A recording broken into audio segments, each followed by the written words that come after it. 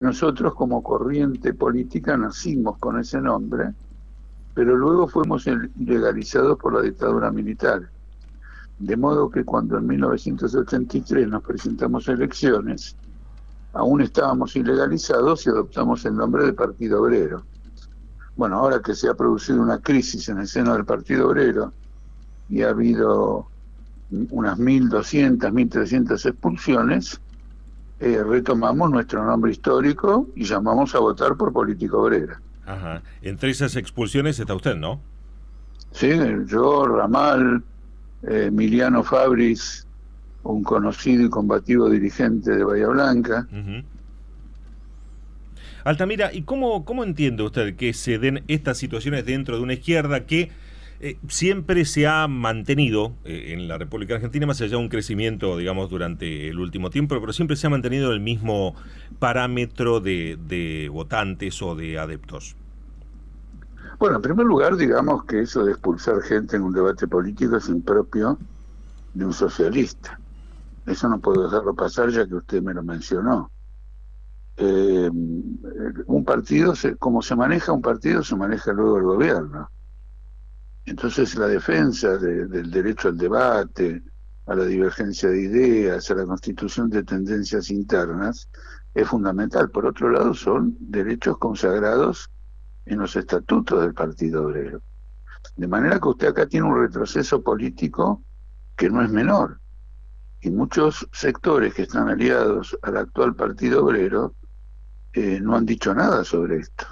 Cuando en el pasado medidas de estas características ocurrieron con otras organizaciones, yo personalmente las denuncié, porque la defensa de un principio democrático es fundamental en la construcción política.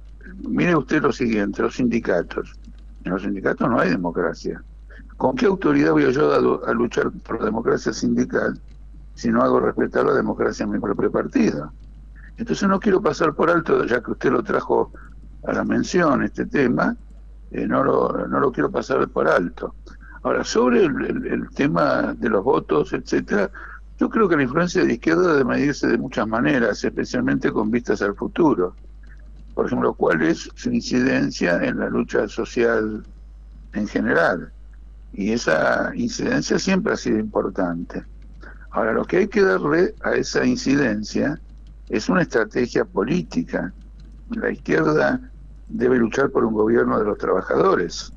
De lo contrario, vamos a tener la situación que tenemos ahora, de jubilados que ganan 28.000 o 26.000 pesos, y no son 3, es el 80% de los jubilados, sin vistas de mejora en el futuro. Y los trabajadores activos lo mismo. El salario mínimo es más o menos esa cifra.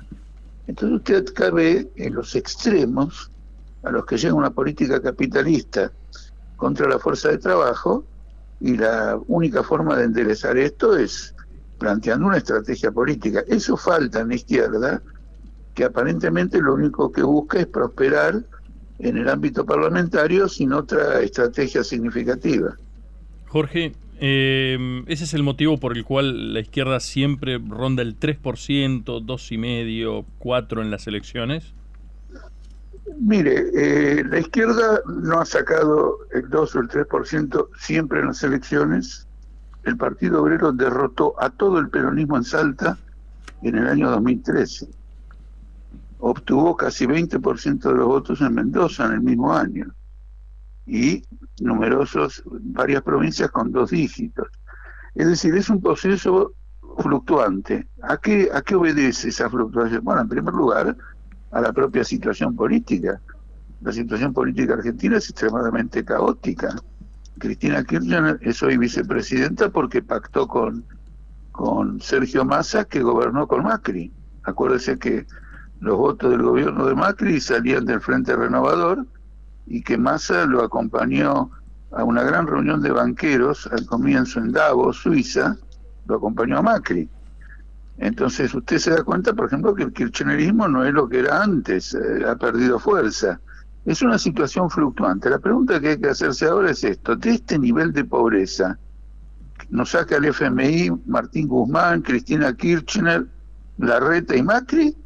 ¿O lo va a sacar la izquierda que combate y que lucha en la medida que tenga una estrategia. Esta es la cuestión fundamental, porque al final de cuentas cada uno saca el porcentaje que saca, pero el hundimiento de la clase trabajadora es un porcentaje que crece. Esto es lo que tienen que responder, si no estamos haciendo un análisis que no va a la raíz de los problemas. Jorge, cuando usted habla de que debe haber una estrategia que apunte en la izquierda, que apunte en algún momento a dirigir o a conducir las riendas del gobierno, yo advierto que mucha gente no logra entender el mensaje. Por ejemplo, el otro día escuchaba candidatos de la izquierda decir todos los trabajadores tienen que ganar 100.000 pesos por mes como mínimo de remuneración. Se está hablando de una jornada de 6 horas. Es como que y continuamente están sometidos por esas declaraciones a la burla de otros sectores que los acusan, por ejemplo, de no tener idea de la realidad, no estar parados en la situación de las empresas que no pueden pagar esos sueldos.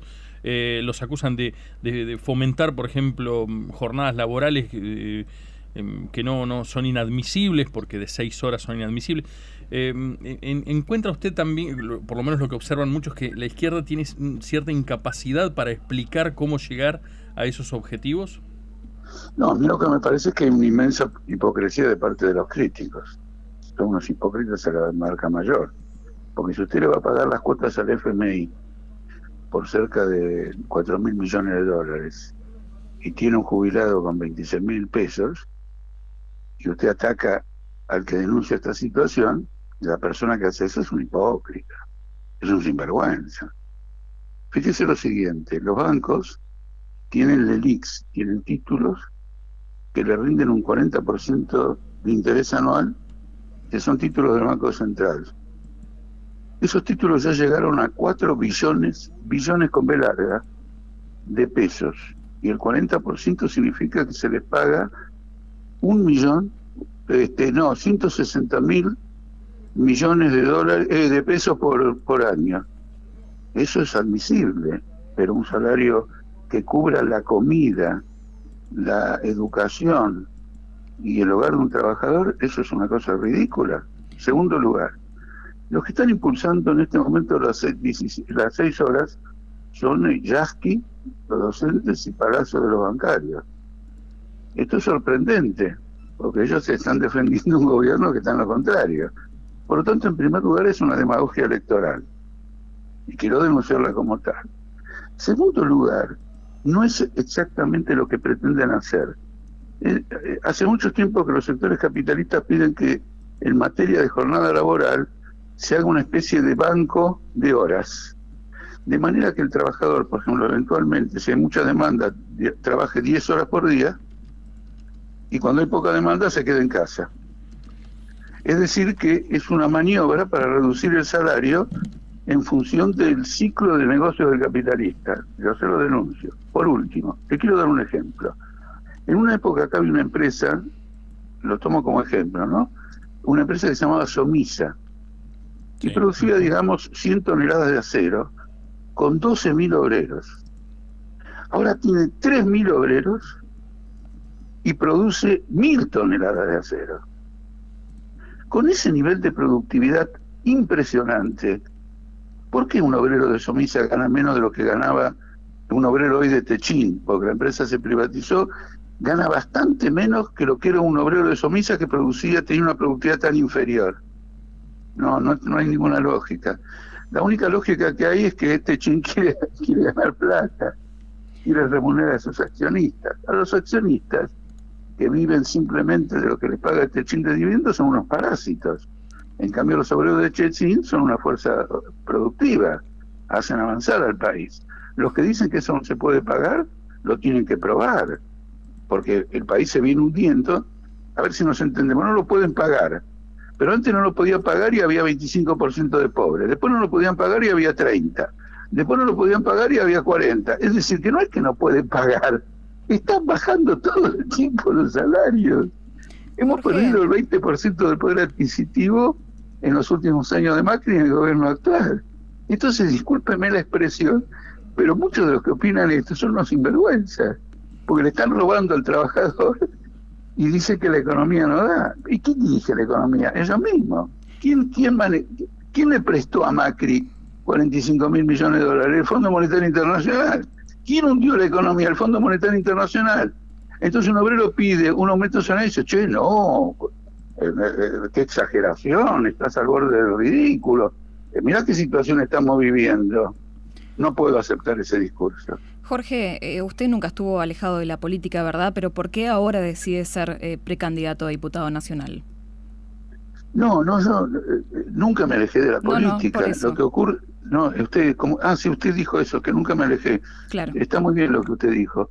Efectivamente, no, ocurre lo siguiente: teníamos una crisis en el Partido Obrero.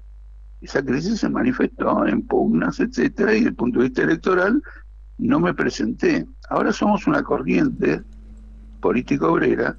Hemos llamado a un paso de toda la izquierda, no han aceptado esa orientación, entonces nos presentamos como política obrera. ¿Y qué le decimos al ciudadano desde esta inquietud suya sobre mi participación?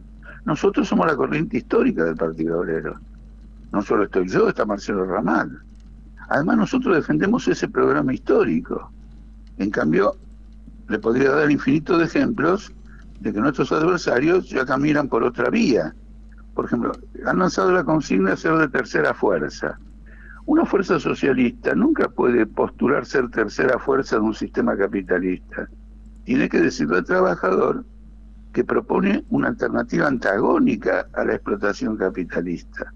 Y que para lograr esa alternativa antagónica, la clase obrera se tiene que organizar en un partido propio para tener volumen político.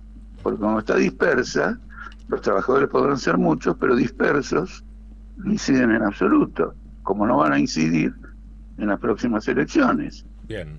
Entonces usted ve que son dos conceptos, dos estrategias diferentes.